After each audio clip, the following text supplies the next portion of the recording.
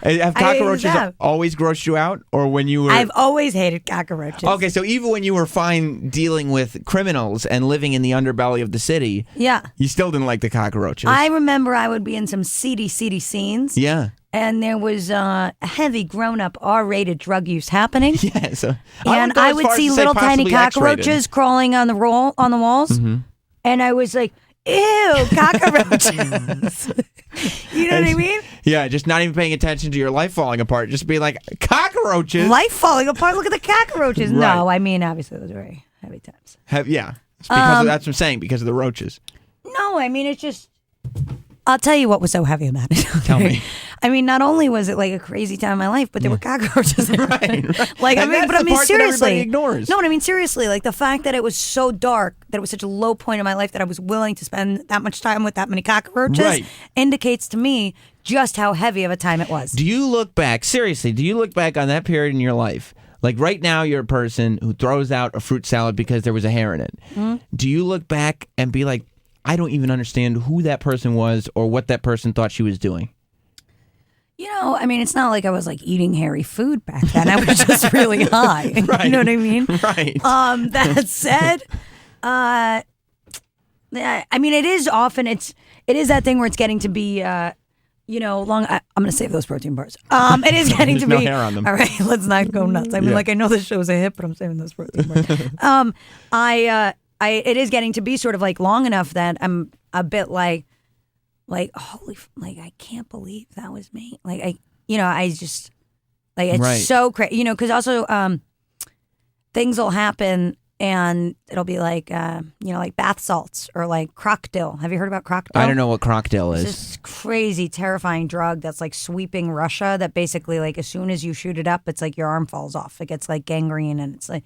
So is that where the croc part comes in? Yeah, they call it crocodile as in crocodile because their flesh turns into It sounded like a very uncomfortable sex toy. Okay, I would imagine having a gangrenous arm inside of you would be. And it is such a...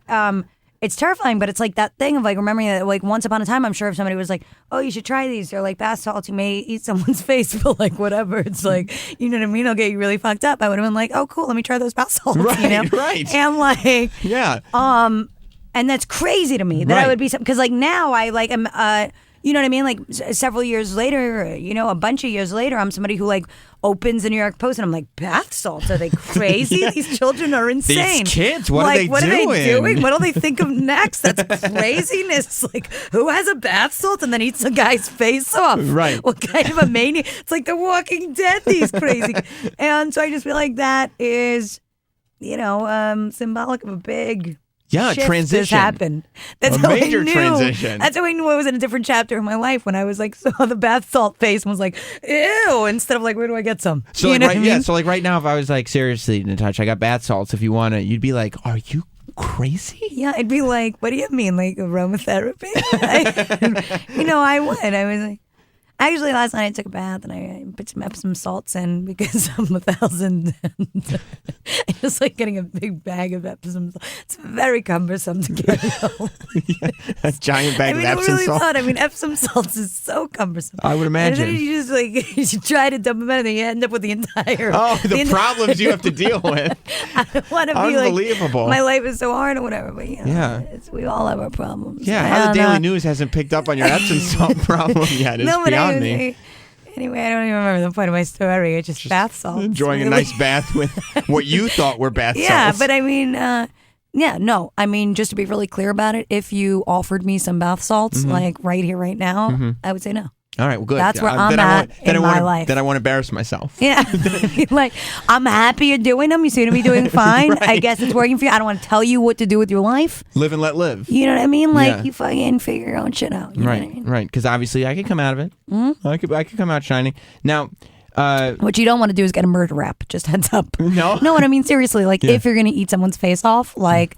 That's where that can become like permanent trouble. Do you think about your past, how close you were to being in permanent trouble like that? Like to being in jail or to getting a murder rap or whatever it is? I don't know. I was so into drugs. Yeah.